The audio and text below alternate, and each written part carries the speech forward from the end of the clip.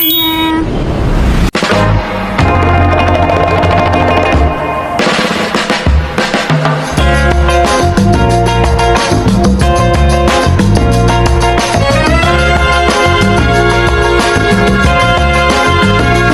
In this night of starry sky, my baby told me with a sigh, saying words that came across as a doubt.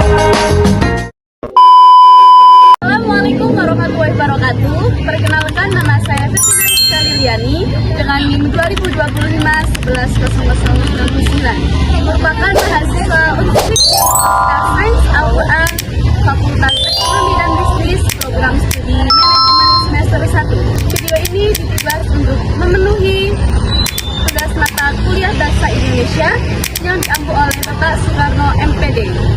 Baik, langsung saja masuk dalam materinya.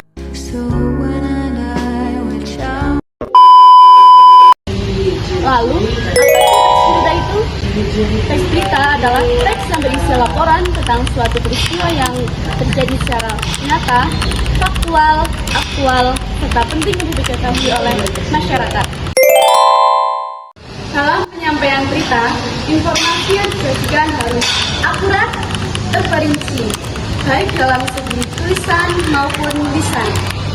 Dan dalam pembahasan pun, bahasa yang digunakan harus efektif, komunikatif, serta tidak bertele-tele, agar pendengar atau pembaca maksud isi dalam teks berita tersebut.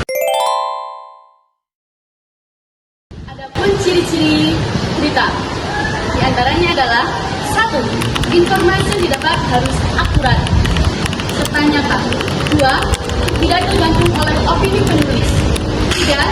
Bersifat aktual atau terbaru.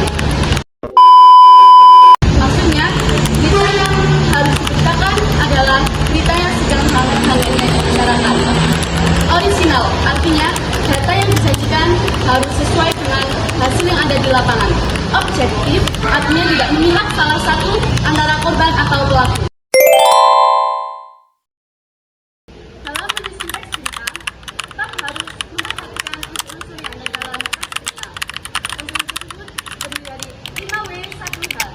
Di antaranya adalah what, who, where, why, when, and who. Baik, saya akan menjelaskan lebih dalam tentang unsur-unsur yang satu. Yang pertama, what, menanyakan apa yang melatar belakangi peristiwa tersebut terjadi.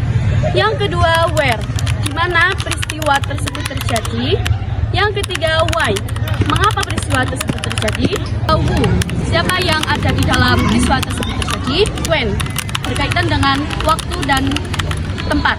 Dan yang terakhir, how, bagaimana peristiwa tersebut terjadi. Ada beberapa yang harus diperhatikan dalam teknik penyusunan teks berita. 1. Bahasa yang digunakan harus efektif serta komunikatif. 2. Tidak menyimpang dalam kaidah Kamus Besar Bahasa Indonesia dan Ejaan Bahasa Indonesia. 3. Bersifat objektif. Dan yang terakhir adalah teras berita. Teras berita adalah hal yang terpenting harus diletakkan dalam awal paragraf. Baik, terima kasih. Semoga penjelasan yang saya sampaikan dapat dipahami oleh kalian semua. Wassalamualaikum warahmatullahi wabarakatuh.